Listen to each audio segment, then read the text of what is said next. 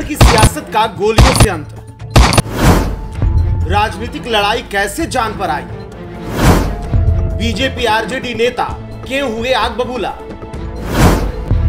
रोहिणी का अभद्र व्यवहार, सियासत पर सवाल, तेजस्वी के मेहनत पर अपने लगा रहे बट्टा, छपरा सदर अस्पताल के बाहर खड़ी पुलिस और अन्य इलाके में चप्पे चप्पे पर खड़े अर्धसैनिक बल, तो वहीं अस्पताल के अंदर खून से लथपथ कराहते इस राजनीतिक पार्टियों के कार्यकर्ताओं के साथ ही यहाँ की आम जनता ने सोचा भी नहीं होगा कि लोकसभा चुनाव के 5वें चरण के मतदान के बाद सारण लोकसभा सीट पर चल रही सियासत के खेल का कुछ अंत ऐसा होगा। और महज तू मैं से शुरू हुई राजनीतिक लड़ाई चंदन नाम के एक युवक की जान ले लेगी और 2 कार्यकर्ताओं को ऐसे अस्पताल में तड़पने के लिए मजबूर कर देगी। अब तो सुबह हमारा लड़का कह रहा था कि जा रहे हैं पढ़ने, हाँ पढ़ने जा रहा है। अब वहाँ से घर से निकला है पढ़ने के लिए। अब क्या हुआ, हमसे फोन है भिखारी चौक से कि आपके लड़का के गोली लग गया। हम वहाँ से दौड़ कर आए, तब तक यहाँ लड़का हमारे हॉस्पिटल में था। क्या गोली लगा, कैसे लगा? अब ये हम नहीं पता, हम है नहीं है तो हम कैसे बताएंगे। हम तो घर पे हैं।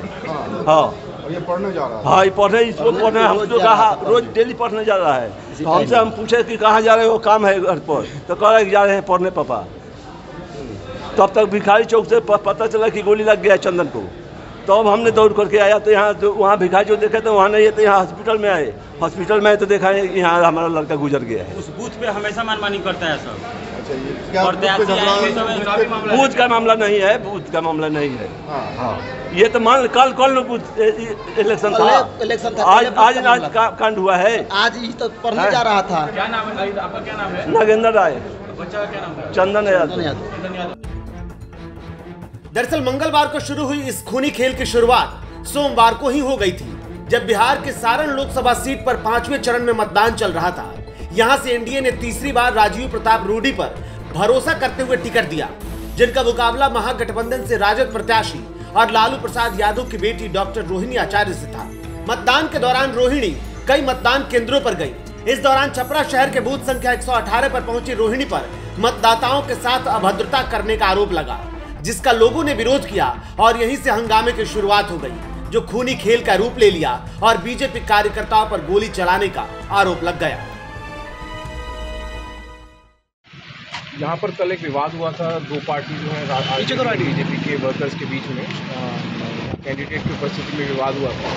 उसी की प्रतिक्रिया में आज कुछ व्यक्तियों के द्वारा कुछ लोगों को गोली मारी गई है। इसमें 3 व्यक्तियों को गोली लगी है, जिसमें से एक की मृत्यु हुई है, एक अन्य व्यक्ति को पटना रेफर किया गया है एवं एक अन्य व्यक्ति सेफ है। इसमें पुलिस जो भी यहाँ पे घटना कारित किए हैं इनको आइडेंटिफाई करके अरेस्ट करने का प्रयास कर रही है। साथ में जो लोग यहाँ इसको इंसाइट किए हैं इस घटना को, उस संबंध में भी जांच करके हम लोग उचित कार्रवाई करेंगे। अभी भी जो क्राउड को इंसाइट करने का प्रयास कर रहे हैं उन पर भी सख्त कार्रवाई की। यहाँ पर शांति व्यवस्था बनाए रखने के लिए पुलिस के द्वारा, प्रशासन के द्वारा इंटरनेट को बैन भी किया जाएगा पूरे जिले में कुछ समय के लिए, और लगातार हमारा हर जगह पर। हालांकि इस घटना के बाद वीआईपी संरक्षक और हाल के दिनों में तेजस्वी यादव के काफी करीबी मुकेश सहनी ने सरकार से जांच की मांग की। वहीं जेडीयू ने लालू परिवार पर फिर हमला बोल दिया है।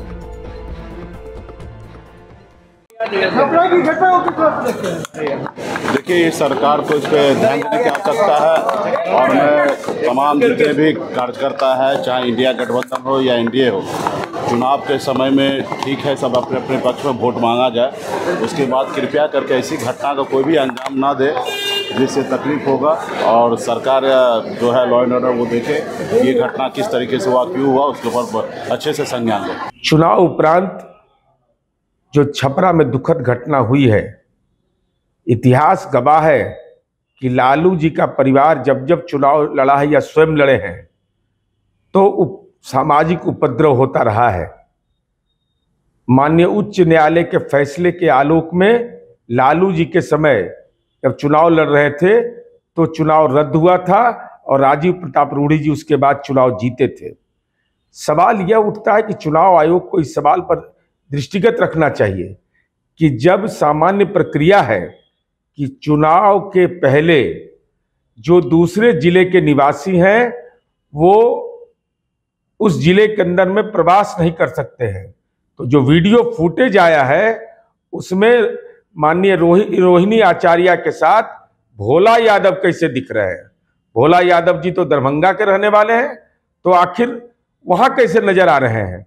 इस सवाल पर चुनाव आयोग को गंभीरता से कार्रवाई करनी चाहिए। साथ ही साथ लालू जी के पूरे परिवार और पूरे सिस्टम का मोबाइल का जांच होना चाहिए कि सामाजिक उन्माद फैलाने में इन लोगों की भूमिका क्या है।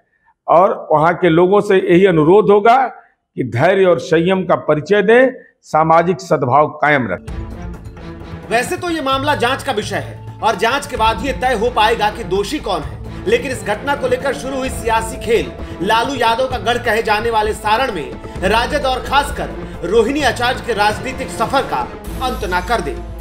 द आउटपोस्ट के लिए निर्भय किशोर की रिपोर्ट।